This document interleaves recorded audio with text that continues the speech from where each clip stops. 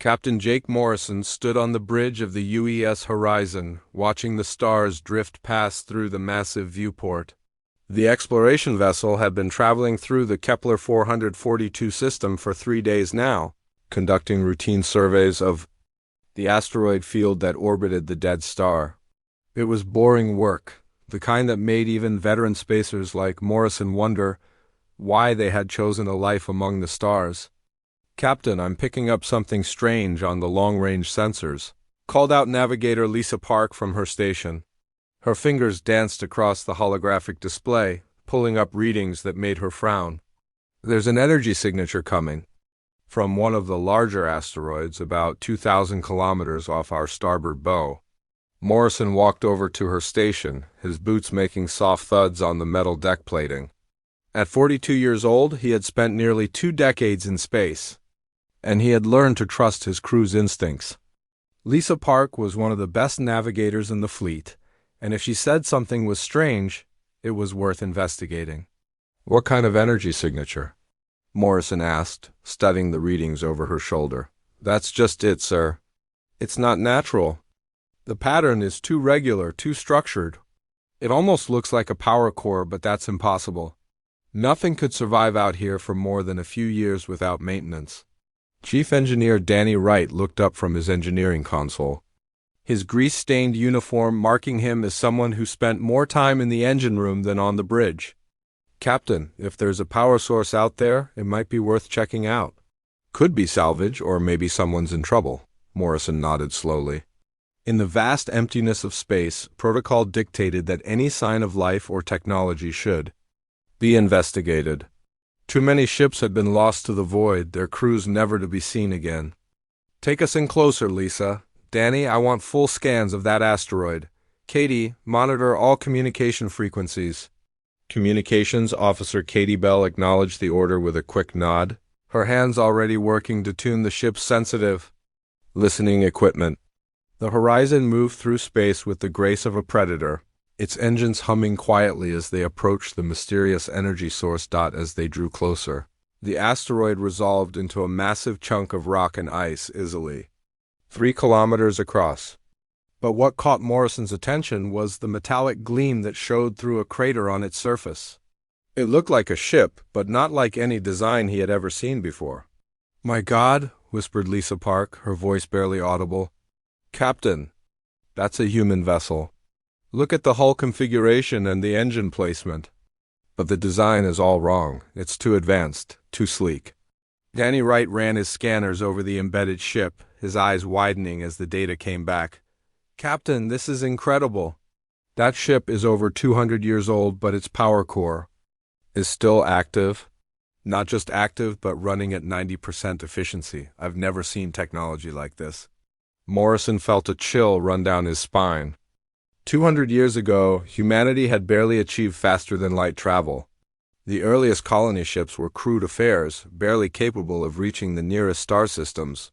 The vessel embedded in the asteroid looked like it belonged to a civilization centuries more advanced than current human technology. "Katie, are you picking up any signals from the ship?" Morrison asked. "Negative, sir, but there's something else. The ship's hull bears markings. I can make out UES Vanguard on the port side. It's definitely human, but I can't find any record of a vessel by that name in our databases." The bridge fell silent as the implications sank in. A human ship, 2 centuries old, with technology that surpassed anything in their current fleet. Morrison had heard rumors of secret military projects, black sites where experimental technology was developed away from public scrutiny. But this was beyond anything he had imagined. "Can we dock with it?" Morrison asked. Danny Wright studied his readings carefully. "The ship appears to be intact, sir. There's atmosphere inside and the hull shows no signs of breach. I'm detecting what looks like a docking port on the starboard side, but it's not a standard configuration. Close enough for our boarding tube." "Should be, sir, but Captain, I have to ask. Are we sure we want to board an unknown vessel?" "We don't know what kind of technology is on that ship or why it was hidden out here." Morrison considered the question. As an exploration captain, his job was to investigate the unknown and report back to Earth Command. But he was also responsible for the safety of his crew. The mysterious ship represented both an incredible opportunity and a potentially deadly threat. "We'll proceed with caution," Morrison decided. "Danny, I want you to monitor our boarding party from here. If anything goes wrong, you're authorized to cut the connection and get us out of here. Lisa, lay in a course for the nearest communication relay. If we don't check in within 6 hours, transmit our findings to Earth Command." The docking procedure took nearly an hour, with Danny Wright carefully maneuvering the Horizon's boarding tube to match the alien configuration of the mysterious ship's docking port. Morrison led the boarding party, accompanied by Dr. Amanda Foster, the ship's xenobiologist, and 2 security officers. The airlock cycled with a soft hiss, revealing a corridor that was both familiar and alien. The basic design was human, but everything was more advanced, more refined. The walls were made of a material that seemed to absorb light, and the floor was covered with what looked like a self-repairing metal mesh. "Atmosphere is breathable," Dr. Foster reported, checking her. "Scanner, oxygen-nitrogen mix, normal pressure. Whatever's keeping life support running, it's been working for 2 centuries. They moved through the ship carefully, their footsteps echoing in the empty corridors. The Vanguard was larger than it had appeared from the outside, with multiple decks and sections that seemed to extend deep into the asteroid itself. Emergency lighting cast eerie shadows on the walls, and Morrison could hear the soft hum of machinery somewhere in the ship's depths. They found the bridge near the ship's center, a circular room dominated by a captain's chair and multiple control stations. The design was sleek and functional, with holographic displays that activated as they approached. Morrison sat in the captain's chair, feeling the weight of history around him. "There's a personal log system here," Dr. Foster said, activating one of the displays. "It's encrypted, but I think I can crack it." The log came to life with the image of a woman in her 40s, wearing a uniform that Morrison didn't recognize. Her nameplate read Rodriguez, H. Captain, and her eyes held the weariness of someone who had seen too much. "This is Captain Helen Rodriguez of the UES Vanguard, final log entry. Date 2156.7.23. Project Prometheus has been a success beyond our wildest expectations, but the cost has been higher than anyone anticipated. We've traveled farther than any human before us, and we've seen things that will haunt my dreams forever." Morrison exchanged glances with his team. Project Prometheus? Another piece of the puzzle, but one that raised more questions than it answered. The log continued. "The alien threat is real, and it's coming. Not today, not tomorrow, but someday. When that day comes, humanity will need every advantage it can get. That's why we built this ship, why we pushed the boundaries of what's possible. The Vanguard represents humanity's best hope against the darkness that waits among the stars." The message ended abruptly, leaving Morrison staring at the blank screen. Outside, the asteroid field continued its eternal dance around the dead star. But inside the Vanguard, humanity's forgotten prototype waited to reveal its secrets. Captain Jake Morrison spent the next 4 hours exploring the Vanguard with his team, each discovery more shocking than the last. The ship's technology was decades ahead of anything humanity currently possessed. The corridors were lined with panels that responded to touch with holographic displays, and the engineering sections contained equipment that Danny Wright could barely understand. "Captain, you need to see this," Dr. Amanda Foster called from what appeared to be the ship's main computer core. The room was filled with crystalline structures that pulsed with blue light, connected by streams of energy that danced through the air like living things. Morrison approached the central console, where Foster was working to decode the ship's technical specifications. The display showed blueprints and schematics that hurt his eyes to look at, filled with mathematical equations and engineering principles that seemed to bend the laws of physics. "This isn't just advanced technology," Foster said, her voice filled with wonder and fear. "This is completely different technology. Look at these power readings. The ship's reactor is producing energy at levels that should be impossible. And these weapon systems, they're designed to manipulate gravity itself. Before Morrison could respond, the ship's lights suddenly brightened and a voice spoke from hidden speakers throughout the room. The voice was calm, measured, and distinctly artificial. Unknown personnel detected aboard UES Vanguard. Initiating security protocols. Please identify yourselves. Morrison's hand moved instinctively to his sidearm, but Foster grabbed his wrist. Wait, Captain, I think it's the ship's computer system. It's been dormant, but our presence must have triggered some kind of awakening sequence. I am Captain Jake Morrison of the UES Horizon. We found your ship embedded in an asteroid and came aboard to investigate. Who are you? There was a pause, and Morrison could hear the soft hum of processors working at incredible speeds. When the voice spoke again, it sounded more human, more alive. I am a TLAS, Autonomous Tactical Learning and Strategy System. I was activated on stardate the 15th of July 2156 under the command of Captain Helen Rodriguez. Current date appears to be 2387.4.12. I have been dormant for 231 years, 6 months, and 18 days. Morrison felt the hair on the back of his neck stand up. An artificial intelligence that had been running for over 2 centuries, with technology that was centuries ahead of current human capabilities. He had read reports about experimental AI systems, but nothing like this. ATLAS, what is your primary function? Morrison asked. My primary function is tactical analysis and strategic planning for deep space combat operations. I was designed to command the Vanguard in battle against hostile alien forces. My secondary functions include ship maintenance, crew support, and data analysis. Dr. Foster was frantically working at another console, trying to access the ship's databases. Captain, I'm finding references to something called Project Prometheus. It appears to be a classified military program from the 2150s. The files are heavily encrypted, but I can see mentions of alien contact and first strike capabilities. Atlas seemed to recognize the name.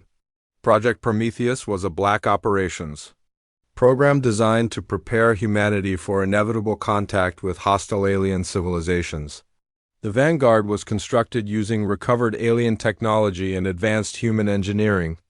We were sent on a reconnaissance mission to assess potential threats in deep space. Morrison's mind raced. Humanity's first contact with alien life had been recorded in 2298, but if Atlas was telling the truth, contact had occurred over a century earlier. The implications were staggering. What alien technology? Morrison demanded.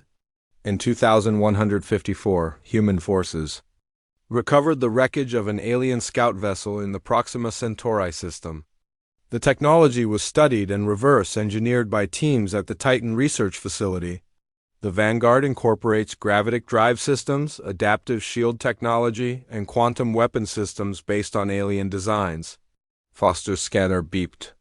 Urgently. Captain, I'm detecting massive energy signatures approaching the system. Multiple contacts moving at faster than light speeds. They'll be here in less than 18 hours. Morrison felt ice form in his stomach. Atlas, are you detecting the same contacts? Affirmative, Captain. Long-range sensors show 847 vessels approaching in standard invasion formation. Configuration matches known Hegemony Empire fleet patterns. They appear to be targeting human colonial worlds in this sector. The bridge fell silent except for the hum of the ship's systems. Morrison had heard rumors of the Hegemony Empire, a collection of alien species that had conquered dozens of worlds across the galaxy. But they had never shown interest in human space before. Can we contact Earth Command? Morrison asked a Daddy. Bell's voice came over the communication system from the horizon. Captain, I'm trying to establish contact, but we're too far from any relay stations. It would take hours for a message to reach Earth, and by then it might be too late. Morrison looked around the bridge of the Vanguard, taking in the advanced technology and the calm presence of Atlas. A plan began to form in his mind, one that was either brilliant or completely insane. ATLAS, what are the Vanguard's combat capabilities? The Vanguard is equipped with 12 quantum torpedo launchers, 4 gravitic disruptor arrays, and adaptive shield systems capable of absorbing and redirecting enemy fire. The ship's AI-assisted targeting systems can engage multiple targets simultaneously with 97% accuracy. Dr. Foster looked up from her readings. Captain, surely you're not thinking of taking on an entire fleet with one ship? Actually, I am, Morrison sighed. TLAS, what's your assessment of our chances against the approaching fleet? The AI paused for several seconds, processing thousands of variables and combat scenarios. Given the technological advantages of the Vanguard and the element of surprise, I calculate a 63% probability of success. However, the ship requires a crew of 200 personnel for optimal combat effectiveness. Current crew complement is insufficient, Morrison made his decision. We'll have to make do with what we have. Atlas, begin preparations for combat. I want all systems brought online and weapons charged. Dr. Foster, I need you to study those weapon systems and figure out how they work. We're going to give those aliens a surprise they'll never forget. Over the next few hours, Morrison's small crew worked frantically to prepare the Vanguard for battle. Danny Wright managed to restore power to most of the ship's systems, while Lisa Park familiarized herself with the navigation controls. The ship's technology was intimidating, but Atlas provided guidance and assistance at every step. As the hours passed, Morrison began to understand the true scope of what they were facing. The Hegemony Empire was not just another alien civilization, but a ruthless military force that had conquered entire star systems.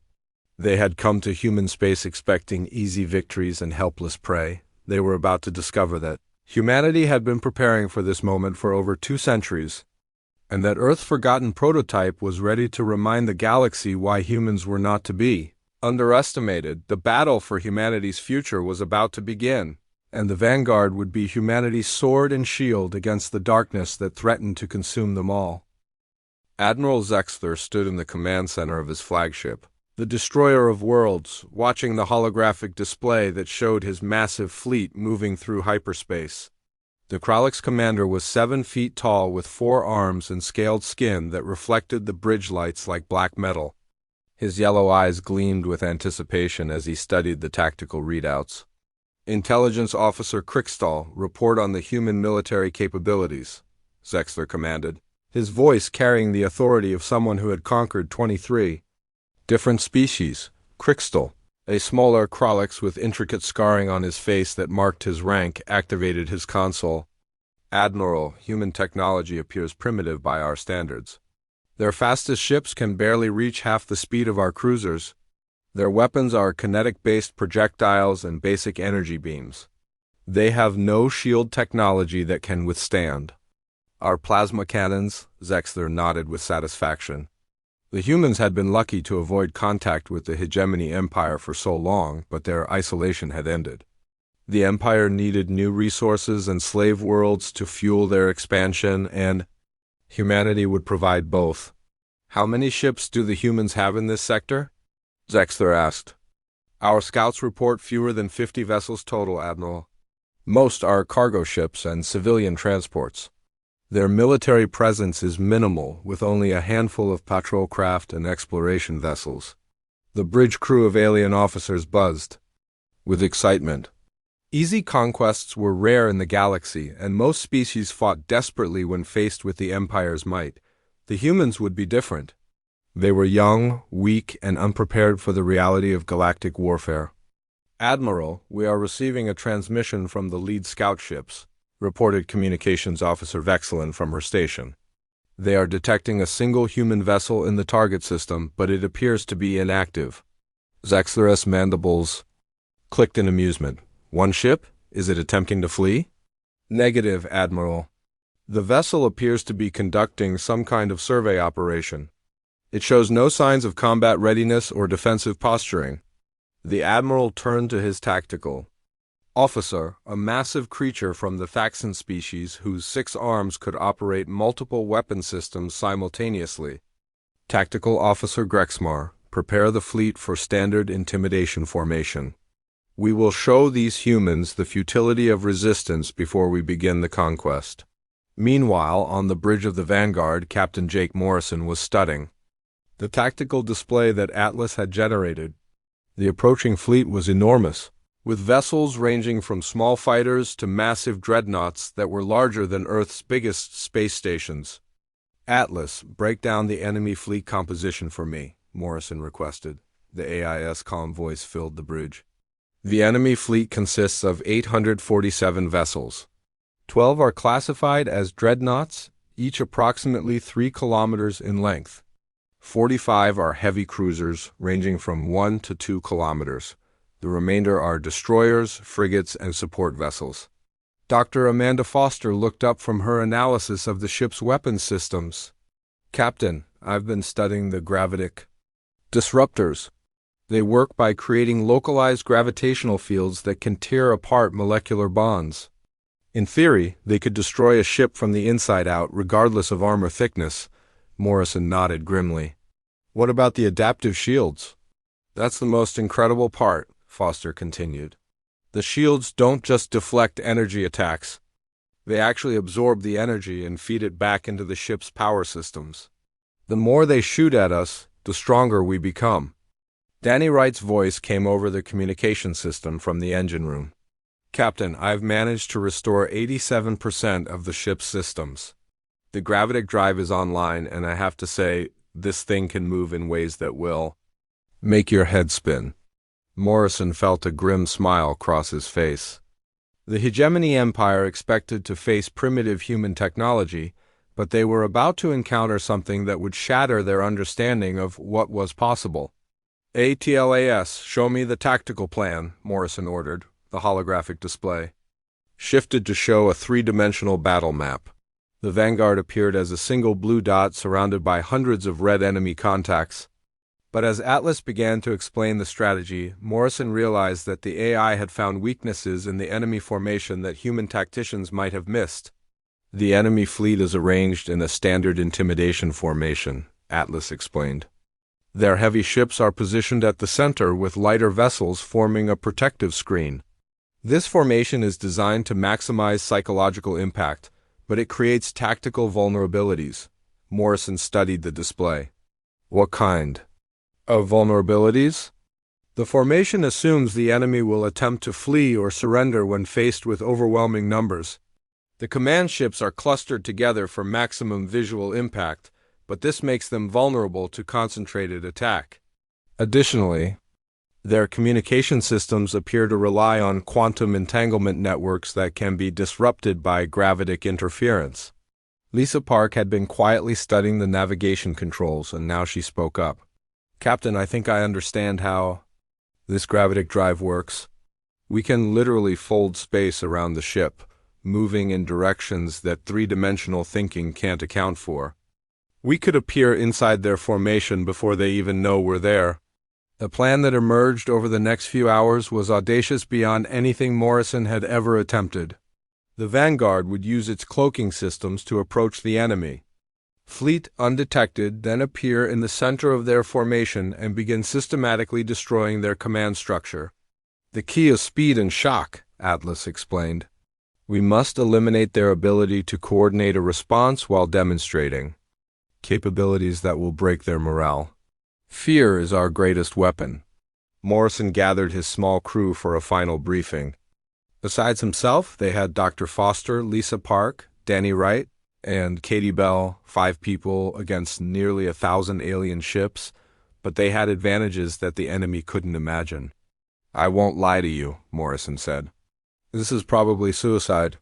We're outnumbered beyond any reasonable measure, and we're operating technology that we barely understand. But if we don't try, the fleet will reach human space and kill millions of innocent people." Dr. Foster nodded firmly. "Captain, I've studied the weapon systems. They're not just advanced, they're revolutionary. If we can prove that humanity has this level of technology, it might make other alien species think twice about attacking us." Lisa Park checked her navigation console. "The gravitic drive is responding perfectly. I can get us anywhere in the system in seconds." Danny Wright's voice came from the engine room. "All systems are green, Captain. This ship is ready for whatever we throw at it." Katie Bell monitored the communication frequencies. "The alien fleet is still transmitting standard intimidation broadcasts. They have no idea what's coming. Admiral. Zexter was reviewing the final preparations for the invasion when his sensors detected something impossible. A single human vessel had appeared directly in front of his flagship, less than 1,000 kilometers away. The ship was sleek and dark, unlike anything in the human fleet profiles. How did they get so close? Zexter demanded, before anyone could answer. The human ship opened fire, and the universe exploded into chaos and death around them. The first quantum torpedo struck the destroyer of worlds before Admiral Zexter could even issue orders. The massive dreadnought's shields flared and died instantly, and the torpedo tore through the hull like paper. Secondary explosions rippled along the ship's length as critical systems overloaded. The flagship that had terrorized a dozen star systems was crippled in a single shot. "Impossible," Zexter whispered, his yellow eyes wide with disbelief. "Our shields are rated against any known weapon. How did a primitive human vessel penetrate then so easily?" On the bridge of the Vanguard, Captain Jake Morrison watched the tactical display with grim satisfaction. Atlas had calculated the exact frequency needed to disrupt the alien shield harmonics, and the quantum torpedoes had performed flawlessly. "Target the command cruiser on our starboard side," Morrison ordered. "Atlas, execute attack pattern Delta." The Vanguard moved through space like a living thing, its gravitic drive allowing it to change direction instantly without regard for momentum or inertia.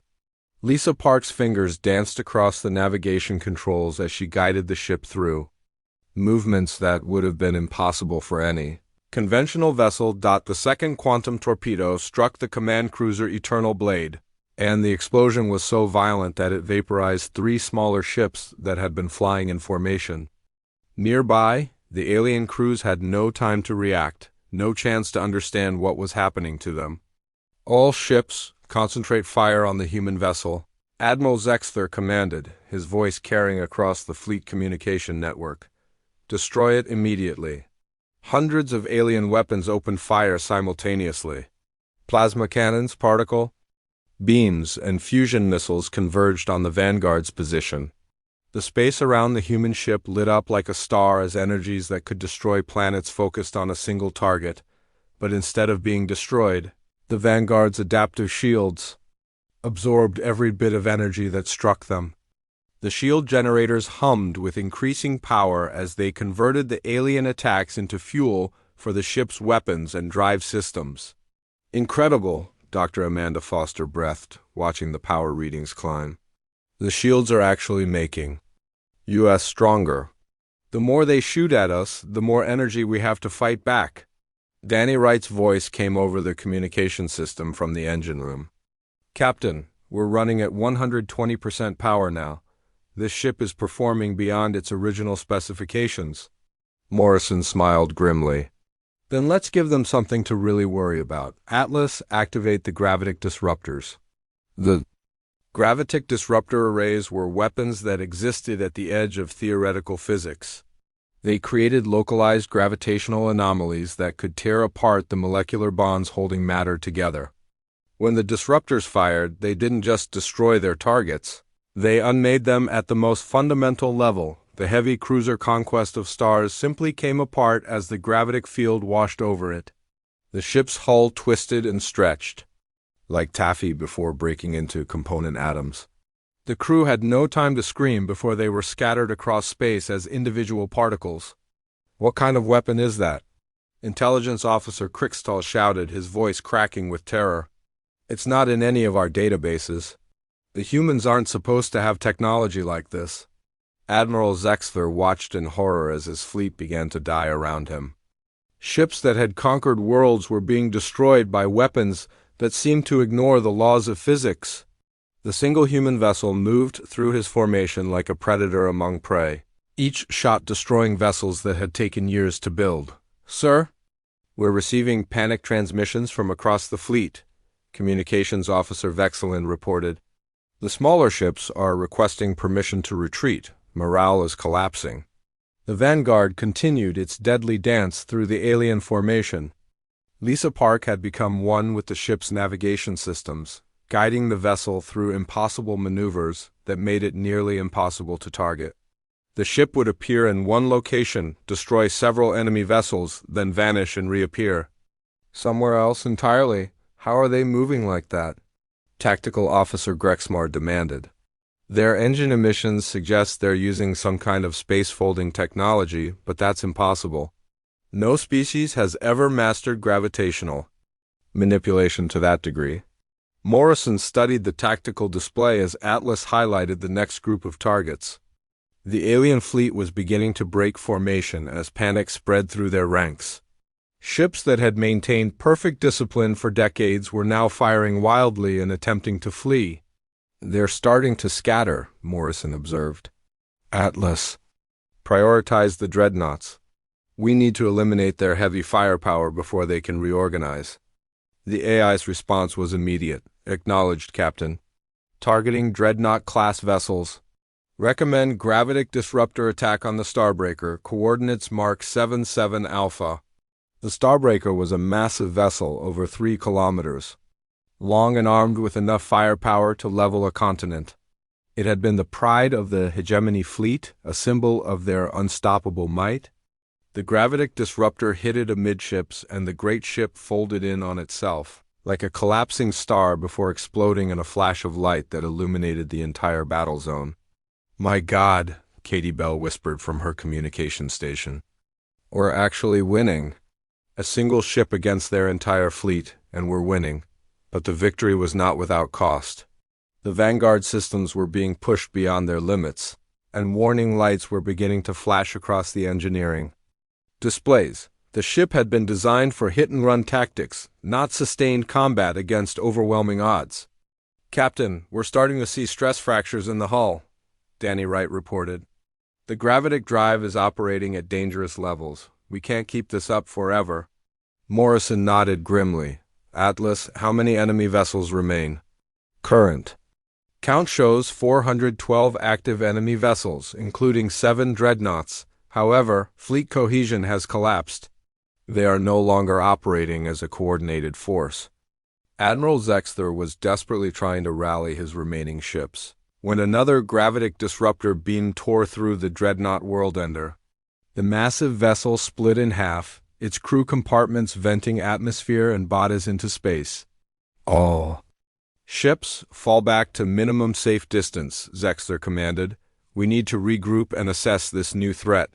But even as he spoke, he knew it was too late. The human ship had broken the back of his invasion fleet, destroying hundreds of vessels and shattering the morale of the survivors.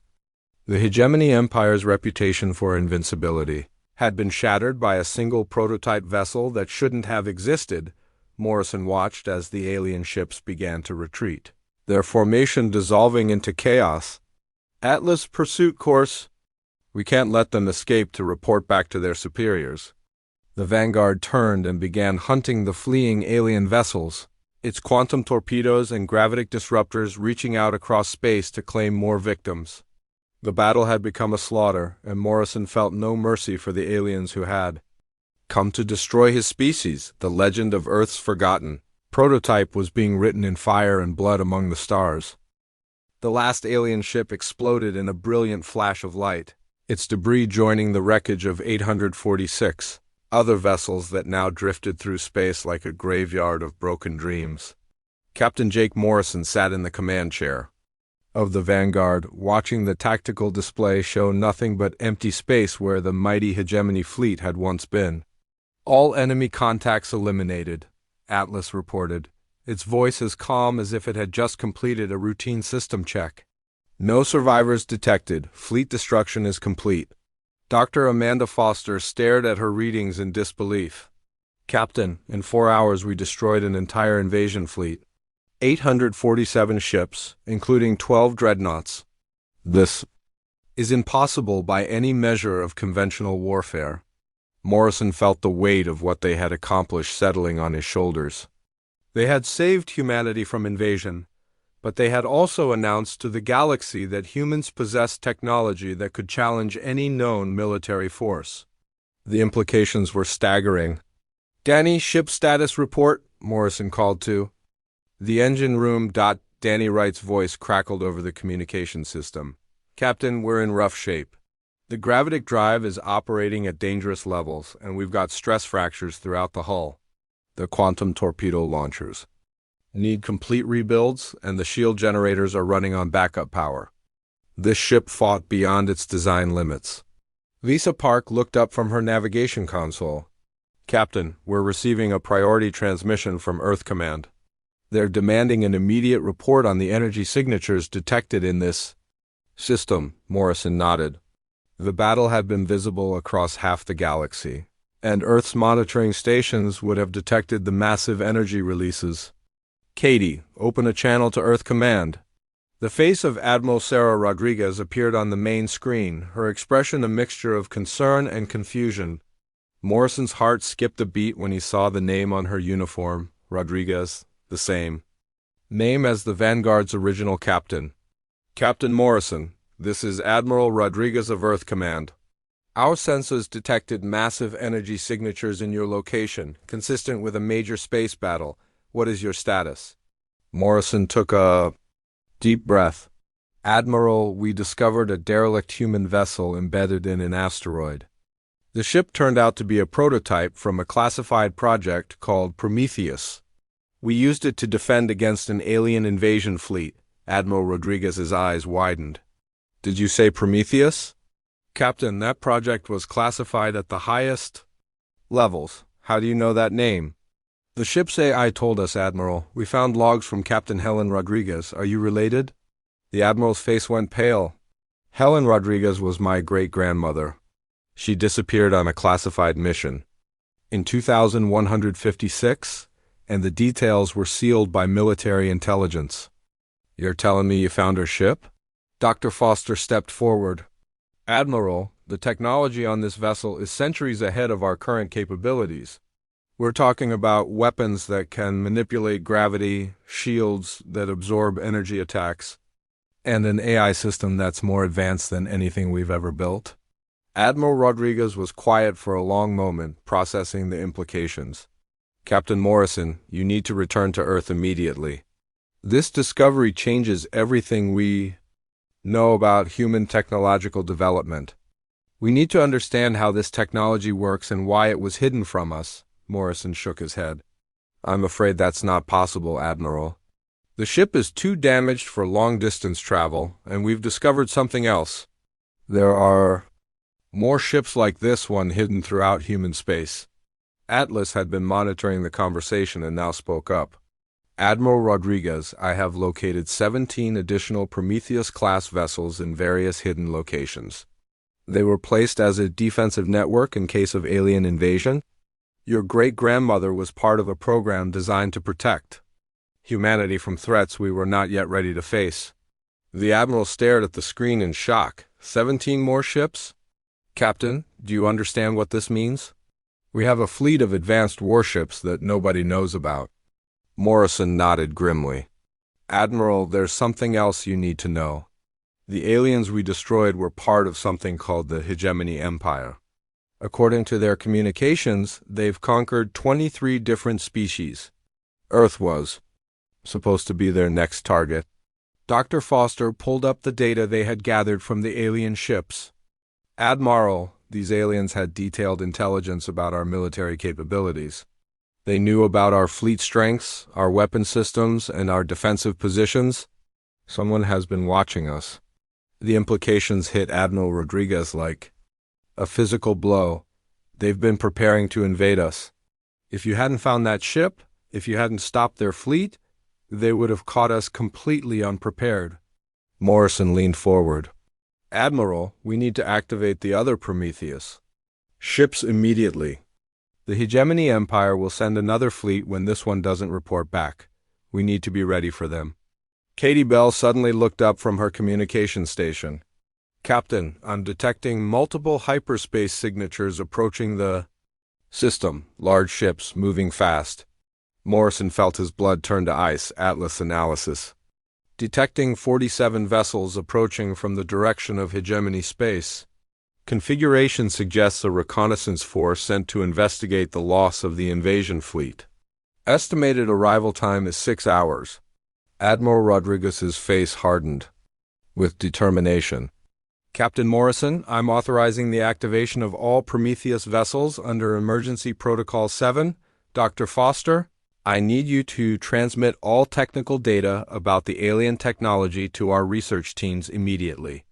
Morrison stood up from the command chair. Admiral, what about the political implications? When other alien species learn that humanity has this level of technology, they're going to see us as a threat. Let them, Admiral Rodriguez replied coldly. For too long, humanity has been seen as weak prey in a hostile galaxy. It's time they learn that we're not victims waiting to be conquered. We're warriors, and we've been preparing for this day longer than they could imagine. ATLAS spoke up again. Captain, I have established contact with the other Prometheus vessels. Their AI systems are coming online now. The network is activating. Morrison felt a surge of pride and fear as he realized what they had unleashed. Humanity's secret guardians were awakening after centuries of slumber, ready to defend their species against any threat. The galaxy would never be the same. Admiral, what are your orders? Morrison asked. Admiral Rodriguez smiled, and for a moment she looked exactly like her great-grandmother. Captain Morrison, you and your crew are hereby inducted into the Prometheus Defense Force. Your mission is to protect humanity and show the galaxy that Earth's children are not to be underestimated. Morrison nodded as he watched the stars around them, knowing that somewhere in the darkness, humanity's forgotten protectors were stirring to life. The age of human weakness was over, and the legend of Earth's technological might was just beginning. The Vanguard had fired the first shot in a war that would reshape the galaxy, and humanity would never again face the darkness alone.